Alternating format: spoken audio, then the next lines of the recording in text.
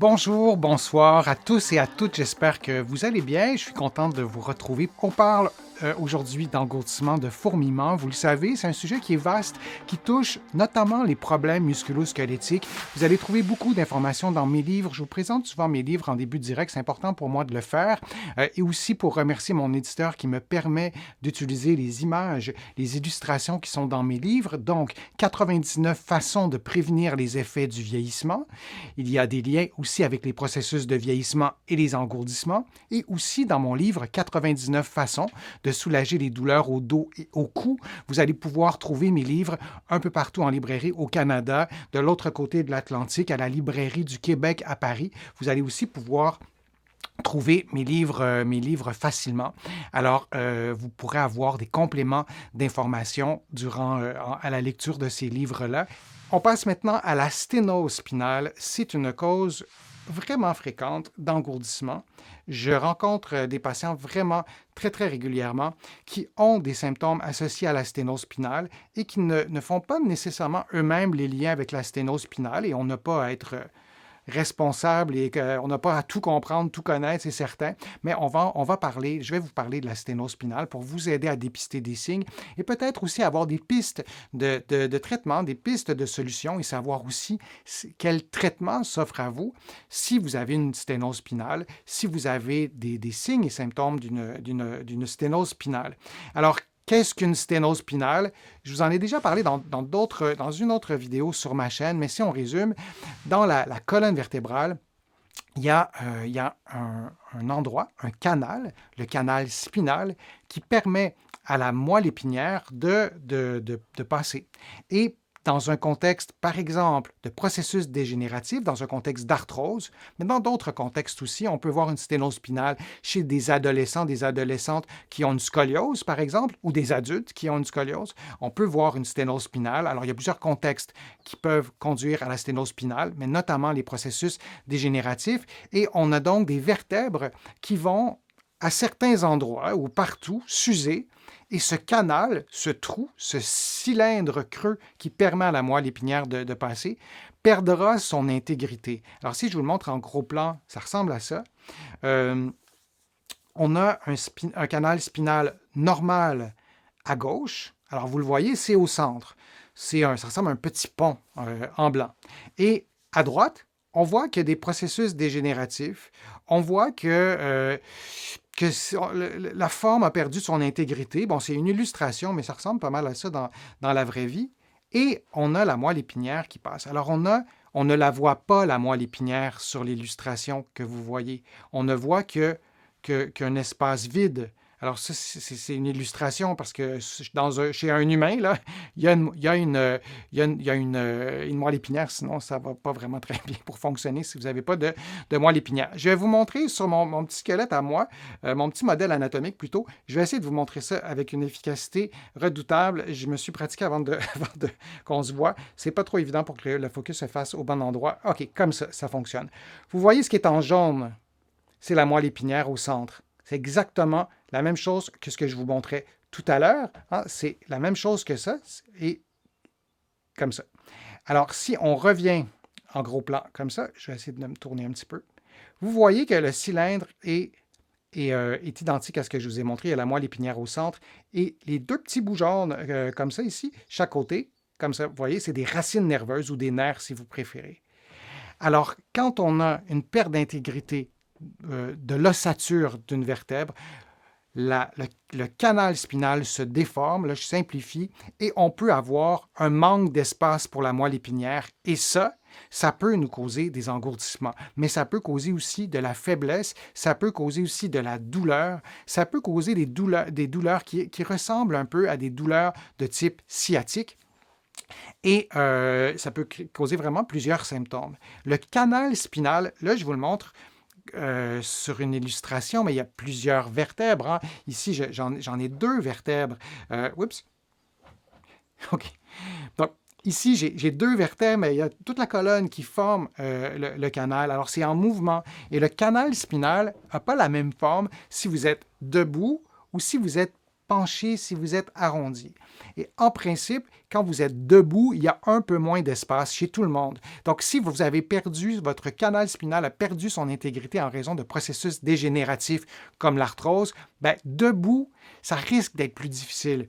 Probablement, vous allez avoir vos symptômes. Limitons la discussion d'aujourd'hui sur les engourdissements. Vous allez avoir vos engourdissements et peut-être accompagnés de douleurs quand vous allez être debout et quand vous allez marcher. Alors, les patients qui nous décrivent, c'est vraiment un engourdissement souvent d'un seul côté, qui va apparaître après un certain temps de marche, 5, 10, 15, 20 minutes, et la personne va s'asseoir et l'engourdissement va partir, la personne va se remettre à marcher et les mêmes symptômes vont apparaître dans les mêmes délais. Ce sont des symptômes qui ressemblent vraiment beaucoup parfois à la claudication intermittente, qui est un problème vasculaire qui est causé par une obstruction des vaisseaux sanguins, un défaut d'oxygène insuffisant, c'est-à-dire qu'il n'y a pas suffisamment d'oxygène qui se rend aux muscles notamment, et on va avoir des douleurs, des engourdissements. Ça, c'est la claudication intermittente liée à un problème de vaisseaux sanguins. La sténose spinale, ça cause un problème nerveux, c'est la moelle épinière et les nerfs qui sont tout près, qui sont irrités, comprimés, qui sont brimés dans leur fonctionnement normal. Et on va beaucoup nous décrire les symptômes d'engourdissement qui se déclenchent après, par exemple, X nombre de minutes de marche. Alors ça, c'est le portrait classique. Alors les causes de la sténose spinale, processus dégénératif, scoliose, anomalie aussi au niveau de la morphologie du squelette, et il y a d'autres problèmes de santé aussi qui sont associés à la sténose spinale, mais c'est les principaux. Qu'est-ce qu'on fait quand on a une sténose spinale? C'est quoi les options qui nous sont proposées? Bien, on nous propose souvent la chirurgie. Et dans certains cas, la chirurgie, c'est efficace. Dans certains cas, la chirurgie, c'est essentiel. Parfois, la sténose spinale est si avancée qu'elle peut causer des problèmes neurologiques graves liés, par exemple, à l'incontinence. Alors, dans ces cas-là, c'est une urgence. On veut opérer la personne rapidement. Par contre, quand les symptômes se limitent entre guillemets, parce que ça peut être vraiment très incommodant, voire très invalidant aux engourdissements, c'est intéressant de choisir des options thérapeutiques peut-être moins invasives, moins intrusives qu'une opération. D'abord, de retrouver sa mobilité. Sur ma chaîne YouTube, je vous propose beaucoup de vidéos pour vous aider à faire des exercices pour préserver ou augmenter la mobilité du dos. Parce que si on a une sténose spinale, mais en même temps, on a perdu de la mobilité parce qu'on bouge moins, parce qu'on ne fait plus d'activité physique, parce qu'on a été alité, hospitalisé, peu importe la raison, on a eu un accident d'auto, tout ça, bien, on veut récupérer notre mobilité. Et même si dans votre esprit, vous vous dites « Oh, pour plein de raisons, je n'arriverai pas à regagner ma mobilité », essayez-le sans reproduire les symptômes, sans augmenter la douleur, sans reproduire les engourdissements, de préserver votre mobilité. De faire des exercices de gainage aussi, ça peut être intéressant. Et ça a été démontré que de tonifier la musculature du tronc, les abdominaux qui sont devant, les muscles du dos qui sont derrière, notamment, ça a un effet positif sur les symptômes associés à la sténose spinale. Je vais vous montrer quelques exercices de gainage dans la vidéo que vous voyez. Donc, vous pouvez faire l'exercice de la planche. Allez voir sur ma chaîne, il y a vraiment plusieurs types d'exercices, mais ça, c'en est un. Je vais avancer la vidéo pour que vous le voyez, un peu mieux. Je vais aller un peu plus vite. Et il y a cet exercice de gainage que j'aime bien. Je vais vous partir la vidéo. Comme ça. Alors, je ne sais pas trop pourquoi la vidéo avance pas.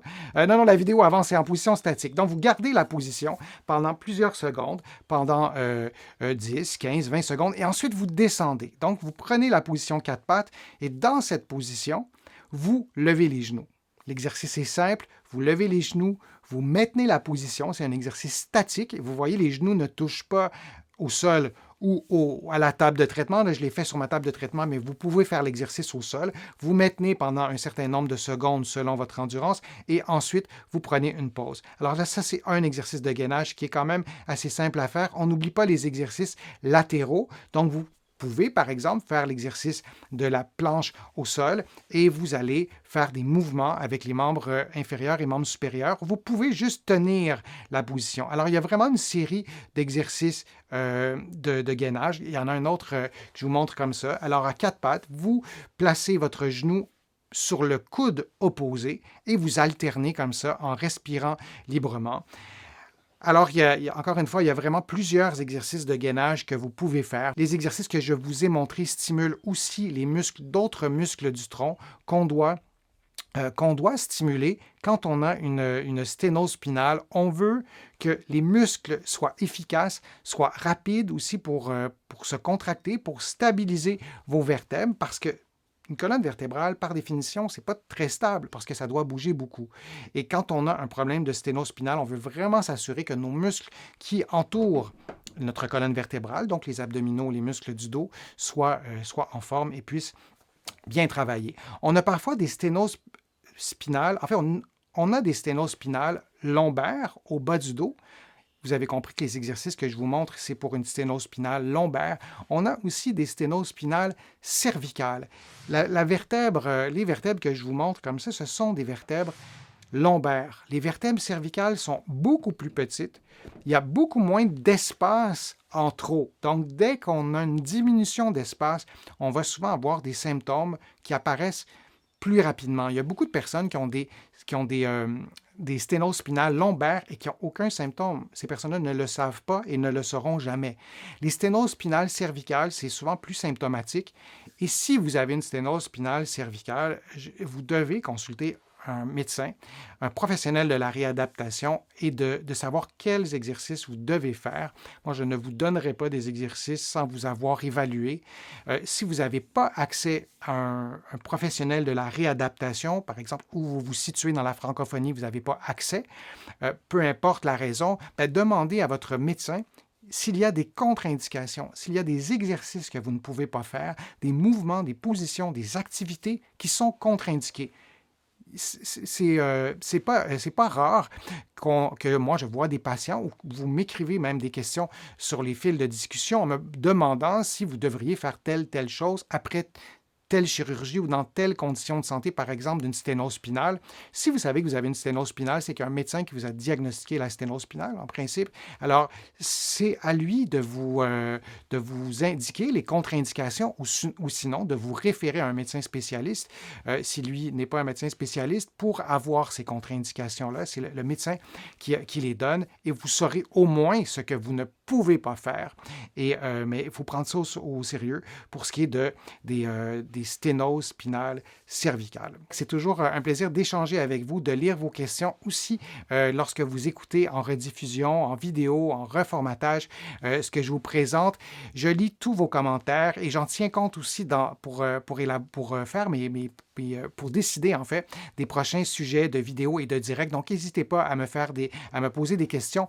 Vous pouvez visiter, vous le savez, mon site web, le www.denisfortier.ca. Vous allez avoir beaucoup d'informations. Vous allez aussi trouver mes livres un peu partout au Canada, en librairie, aussi de l'autre côté de l'Atlantique, en Europe. Vous allez pouvoir aussi commander mes livres aussi en Afrique du Nord, sur le site notamment de la Librairie du Québec à Paris. Vous pouvez contribuer à mes plateformes. Ça aussi, vous le savez, et vous êtes nombreux à le faire et je vous en remercie. Vous pouvez faire une contribution financière sur mon site web. Vous pouvez la faire aussi en cliquant sur le bouton « Merci » qui est en forme de cœur sur YouTube. Et vous pouvez aussi contribuer. Et c'est important de le faire. Ça m'aide vraiment à pouvoir vous produire autant de contenu en cliquant sur les publicités et en encourageant les publicités en fait sur mon site web et sur YouTube. Merci d'avoir été là et on se retrouve pour un prochain direct. On se retrouve pour une prochaine vidéo et à bientôt.